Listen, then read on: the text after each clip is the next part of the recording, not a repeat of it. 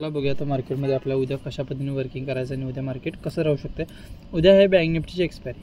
गेल्या 4 दिवस आपल्याला प्रिडिक्शन करायला थोडासा वेळ मिळाला नाही, थोडंसं मीटिंग असल्यामुळे मला ते व्हिडिओ टाकता पण नाही आला। ऑलरेडीच आपण तयार करून ठेवला पण होता, ते फक्त सेंड करायचं जरासं विसरून गेलो, त्यामुळे आपण व्हिडिओ शेअर नाही केला। पण सकाळी आपल्याला 9:15च्या दरम्यान आपल्या ग्रुपवर रोजच्या रोज आपल्या लेवल्स तिथे टाकल्या जातात। जर तुम्ही जॉईन नसाल तर जॉईन करून घ्या।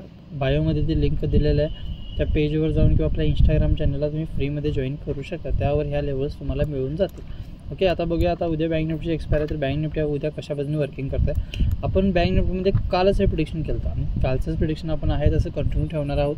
आपलं प्रिडिक्शन असं होतं की ह्या झोनपासून पुढलाच बसायचं आणि टार्गेट फर्स्ट राहणार 47,713। आता मार्केटचा भेटला तर 48,167 ते 935 म्हणजे 350 ते 350 रॅली तुम्ही केलं, तर ऑलमोस्ट अजून एक 300-350 राहिले ते उद्या आपल्याला एकदा गॅप डाऊन ओपन करून किंवा ह्याच ठिकाणी फ्लॅट ओपन करून करू शकता। पण मार्केटचा जर नजरिया बघितला तर निफ्टीचा नजरिया बघितला तर निफ्टीला थोडंसं कॉल साईडला कन्वर्ट व्हायला पाहिजे। म्हणजे जर निफ्टीला जर कॉल साईडला कन्वर्ट व्हायला पाहिजे तर बँक निफ्टी पण उद्या जरासं फ्लॅट किंवा गॅप अप होण्याची शक्यता आहे। ॲज तुम्ही जर नीट बघितला तर माझ्या हिशोबाने एकतरी 95% गॅप अप होण्याची शक्यता आहे। एक 5%च आपण गृहीत धरू शकतो की गॅप डाऊन होईल किंवा एकदमच खाली मार्केट ओपन होईल। तसं गॅपअपचा आपण व्ह्यू ठेवतो आणि गॅपअप झालं तरी 48,167 नंतर आपण हे टार्गेट अचीव करणार आहोत।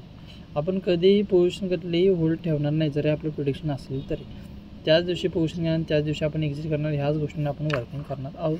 त्यानंतर आपण बघूया निफ्टीमध्ये कशा पद्धतीने वर्किंग करायचं आणि निफ्टी आपलं कसं राहू शकते। आता निफ्टीमध्ये जर आपल्या लेवल बघितला तर निफ्टीमध्ये आपण ह्या लेवलच्या दरम्यान ऑलरेडी पुटला बरेच जण घेतले असतील किंवा बरेच जण घेतले नसतील। हा आपला स्टॉप लॉस होता, मर्ज किंवा रिटेस्ट करून ऑलमोस्ट त्यानं हाफ तरी टार्गेट केलं आहे। आता उरलेलं जे टार्गेट आहे ते उद्या कंप्लीट करून देऊ शकते।